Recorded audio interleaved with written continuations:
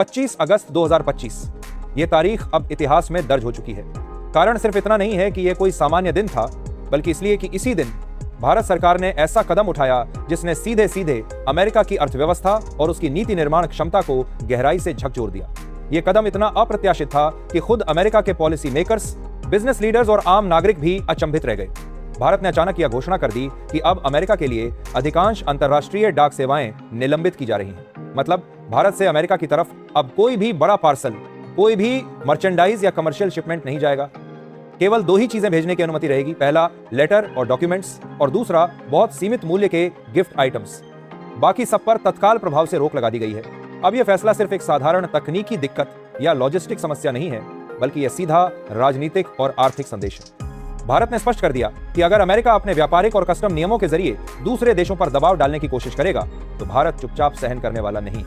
ये वही जवाब है जिसे हिंदी में कहते हैं दवा का स्वाद चखाना।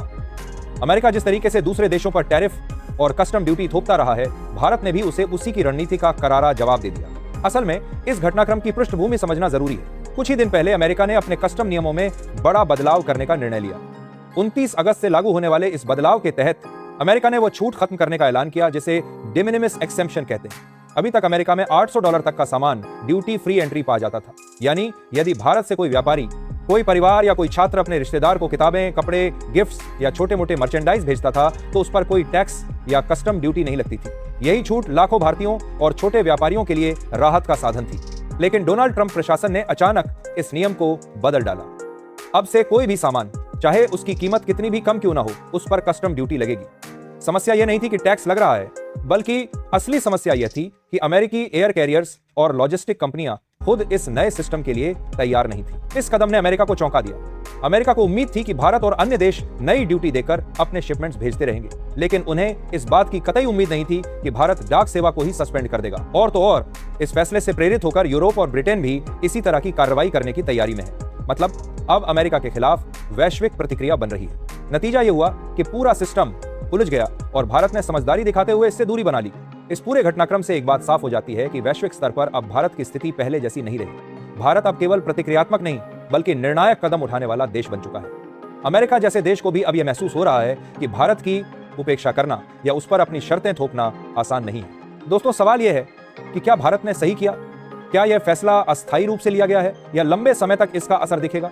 बहुत से लोग कह रहे हैं कि यह सिर्फ एक अस्थायी निलंबन है, जब तक अमेरिका अपना सिस्टम दुरुस्त नहीं कर लेता। लेकिन सच तो यह है कि यह एक प्रतीकात्मक संदेश भी है। भारत ने दुनिया को दिखा दिया कि वह केवल नियम मानने वाला देश नहीं, बल्कि नियम गढ़ने वाला देश भी बन सकता है। अमेरिका को यह समझना होगा कि वैश्विक अर्थव्यवस्था केवल उसके इशारों पर नहीं चल सकती। यदि वह छोटे और मध्यम उद्योगों को बचाने के नाम पर दूसरे देशों पर अनुचित दबाव डालेगा तो वे देश भी उसके खिलाफ एकजुट होकर खड़े होंगे। अब आगे देखना यह है कि अमेरिका अपनी नीति पर कितना पुनर्विचार करता है। क्या वह कस्टम नियमों में फिर से ढील देगा? क्या वह भारत और यूरोप जैसी बड़ी अर्थव्यवस्थाओं के दबाव को झेल पाएगा, या फिर वह अपने ही निर्णय के बोझ तले दबकर अपनी अर्थव्यवस्था को नुकसान पहुंचाएगा?